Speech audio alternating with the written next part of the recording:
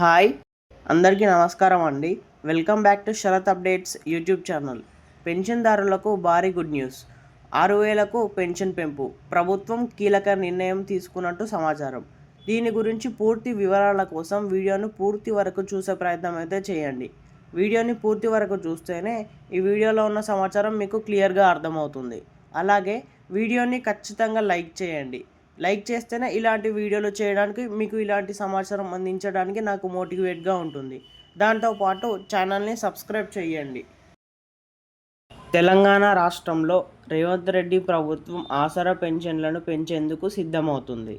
వృద్ధులకు 2,000 నుండి 4,000కు, దివ్యాంగులకు 4,000 నుండి 6,000కు అయితే పెన్షన్ ఉంది.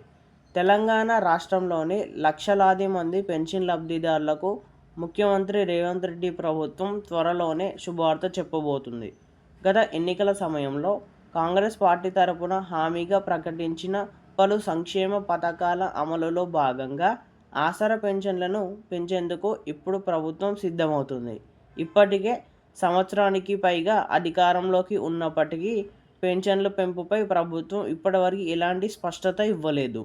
అయితే తాజాగా వచ్చిన సమాచారం ప్రకారం కొన్ని రోజుల్లోనే పెన్షన్ మొత్తాన్ని పెంచుతూ అధికారిక ప్రకటన వెలువడే అవకాశం ఉందని చెప్పారు.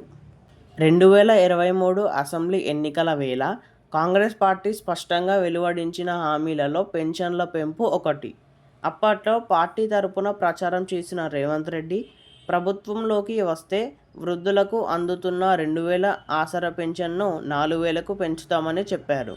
అంతేకాదు, దివ్యాంగులకు అందుతున్న 4,000 పెన్షన్లను 6,000కు పెంచుతామన్న హామీ కూడా ఇచ్చారు. అధికారంలోకి వచ్చిన తర్వాత కాంగ్రెస్ ప్రభుత్వం ఆసరా పథకానికి బదులుగా చేయూత పేరిట అదే విధమైన పెన్షన్ పథకాన్ని అమలు చేస్తుంది.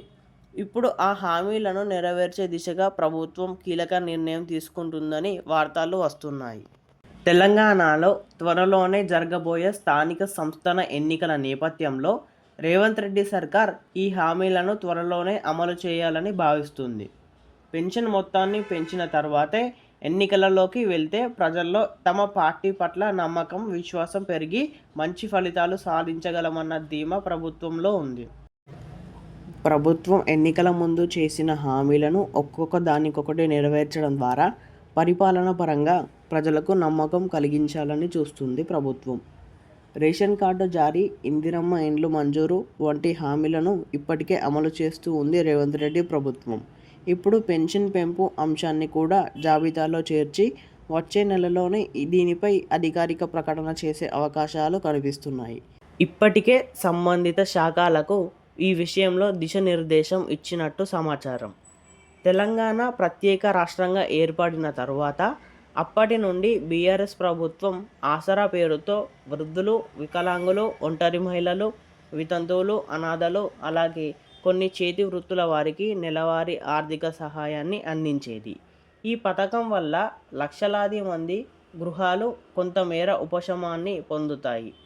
కాంగ్రెస్ ప్రభుత్వం అధికారం చేపట్టిన తరువాత ఈ పథకాన్ని చేయూత పేరుతో మారుస్తూ పేరు మార్చినప్పటికీ పథకం గమ్యం ఒకటే: ఆర్థికంగా వెనుకబడ్డ వారికి ప్రతి నెల నిరంతరంగా ఆర్థిక భరోసా ఇవ్వడం. 2025 తాజా గణాంకాల ప్రకారం తెలంగాణ రాష్ట్ర వ్యాప్తంగా సుమారు 47,07,000 మంది లబ్ధిదారులు చేయూత పథకం కింద నెల పెన్షన్ పొందుతున్నారు.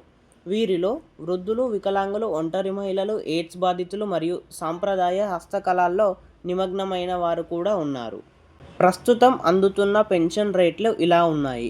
వృద్ధులు, ఒంటరి మహిళలు, వితంతువులు మొదలైన వారికి నెలకు 2,016, అలాగే వికలాంగులైన నెలకు 4,016.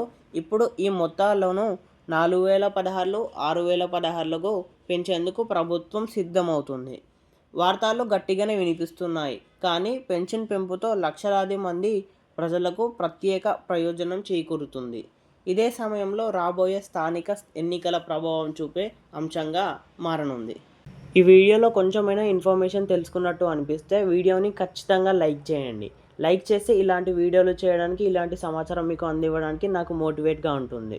దాంతోపాటు ఛానల్ని సబ్స్క్రైబ్ చేయండి. సబ్స్క్రైబ్ చేస్తే నేను పెట్టిన వీడియో ద్వారా మీకు నోటిఫికేషన్ వస్తుంది.